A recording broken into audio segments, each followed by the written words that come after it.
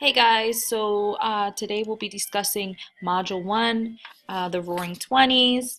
Um, and I want you to keep in mind as we go along this presentation that we're keeping our focus question, which is how is it positive and how is it negative in mind. So as each topic's introduced, you're going to hear about how it's good and how it was bad for the time period.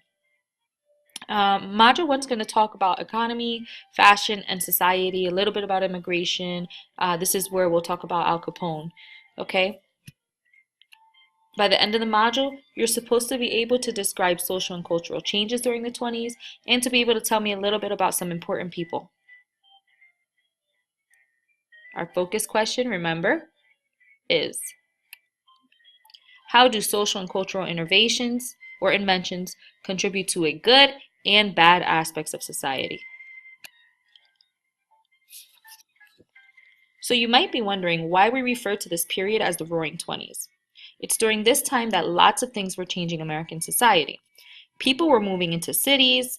Um, the economy is doing super well. Women in society were living out different roles. Inventions like the vacuum cleaner were changing the way Americans lived and making life easier for women. Hollywood and fame came into being, and sports and culture developed. Beginning with the good stuff about the economy. So remember, we're going to talk about good and bad.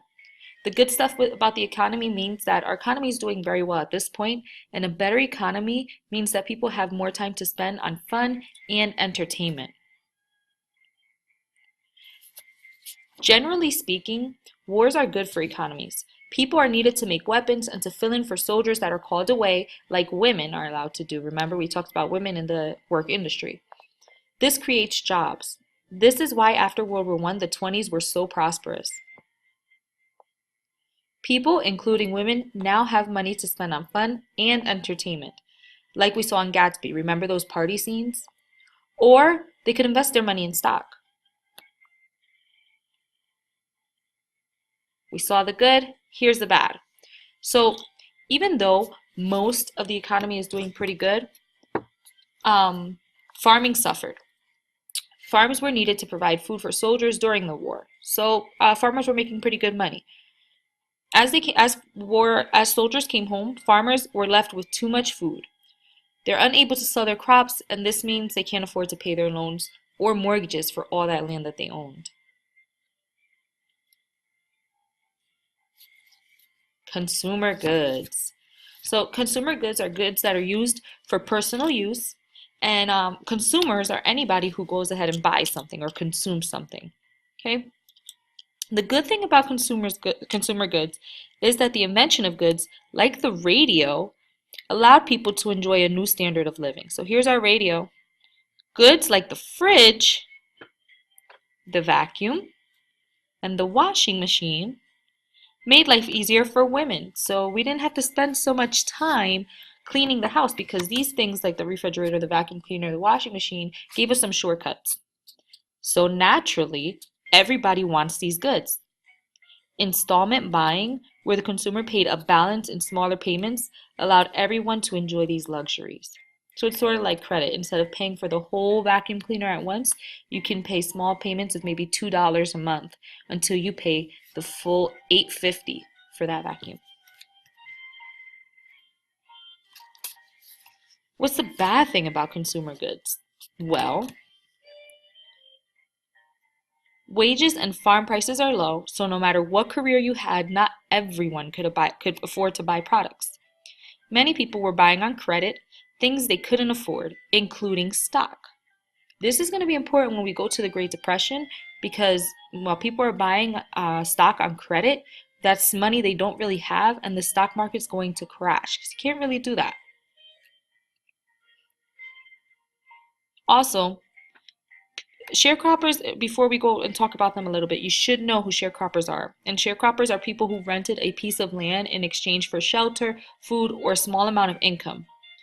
Sharecroppers would create products that consumers would buy, but they would never be able to afford them.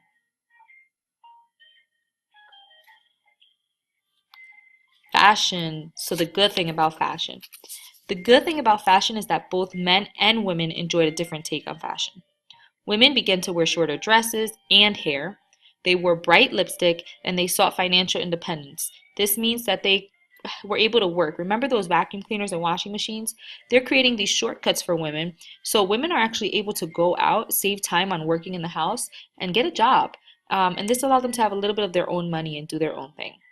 I know you guys are looking at these dresses and saying, they're not even dressed that bad. But it's important for you to understand that at this time, it's revolutionary for women to show their knees. Okay, women usually wore dresses that were longer than the knee length. Not just women benefited from fashion. Men also enjoyed baggier clothes. Later, like around the 50s or 60s, Latinos would wear similar suits. These suits would come to be called zoot suits, and they look similar to the suit that was worn by Jim Carrey in the movie The Mask. If anybody of you seen that, um, it's the yellow plaid suit. Bad thing about fashion. So, fashion at this point in time, since the skirts are getting shorter, it allowed women to be judged. Okay, to the point where some women were even being arrested for wearing bathing suits that were considered indecent.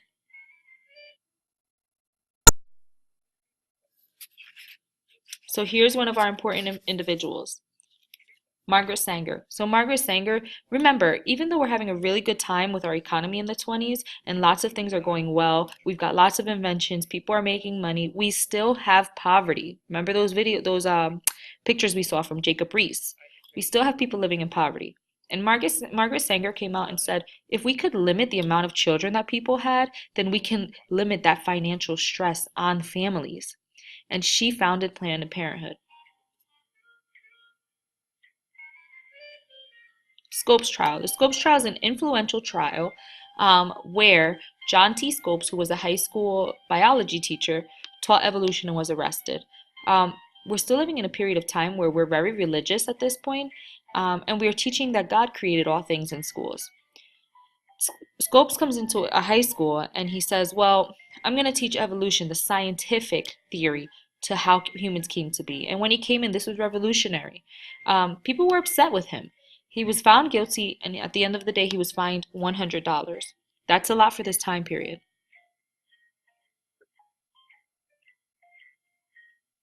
Changing society. So, we talked a little bit about prohibition, so I'm not going to spend too much time on it. But basically, prohibition was the outlaw of manufacturing, selling, and transporting alcohol. People were worried that alcohol was to blame for a lot of things that were going on in society, particularly domestic violence. What can be so bad about trying to end domestic violence, right? Well, people used prohibition as an excuse to control immigration because they had this stereotype that immigrants were the only people who drank too much. Bootleggers took over alcoholic businesses. They made and they sold alcohol illegally. This is going to allow crime to increase because of the alcoholic black market. Speakeasies were illegal places where people drank alcohol. So something like this would probably be considered a speakeasy. Okay? And they were called speakeasies because people were not supposed to know you were going there. So usually you would lower your voice and whisper about where the location was. And you needed a password to enter.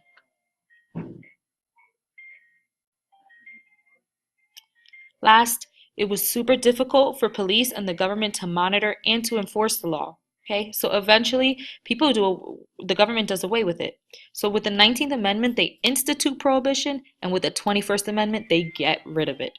So people are doing it anyway. Here we go, Al Capone, the bad guy we all know, right? So Al Capone was successful because he had lots of police officers, judges, and officials on his payroll. Okay, the government at this point is very corrupt, and he had a lot of money, so he was able to pay people off. He's known for his bootlegging company out of Chicago, so that's important for you to know too. That he worked a little bit out of New York too, but he also spread his business into Chicago.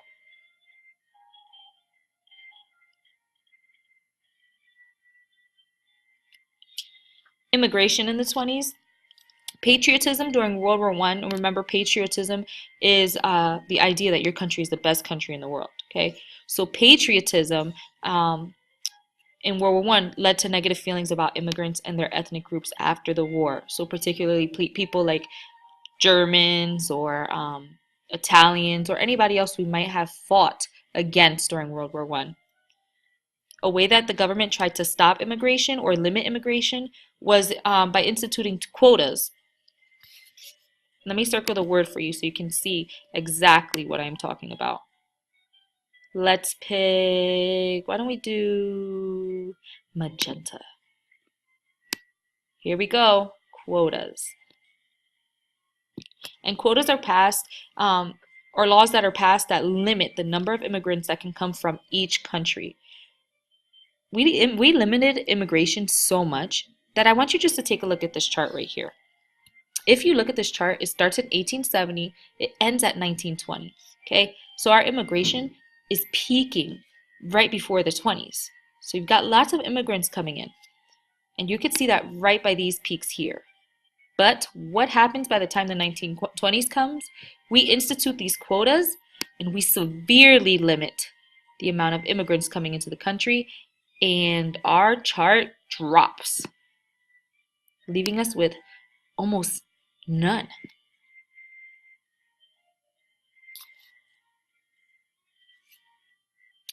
Okay, so in reviewing, we learned lots of things, unfortunately. I'm sorry this one was a little bit longer than your next one will be. Your next one will only be a couple minutes. But we've learned that we're limiting immigration because of our own fears of what occurred in World War One. We learned that society is going through a lot of positive and negative things. People are buying things on credit, which is great because now we can afford things that we couldn't usually afford. But it's also not so great because now we're buying things that we can't afford and we can't afford to pay them off. We learned there's a lot of inequality going on. Sharecroppers can't afford to buy the things that they're producing. Women are having trouble keeping order in the family. So Margaret Sanger comes in and says, hey, let's figure out a way to limit them. She institutes Planned Parenthood. We learned that we're learning different ways and scientific ways of thinking through the Scopes trial. And we learned that sometimes our government institutes policies that really don't work, like prohibition. This is the end of Module 1. I hope you guys enjoyed it. I hope it was a wonderful 12 minutes. I'm so sorry for how long it's been. Um, but your next one will only be a couple minutes. And your notes should be in Google Chrome, in your Google Docs. You want to fill that out. Make sure it's in your folder. Drag it to your folder so that I can see it and give you a grade for this module. See you tomorrow.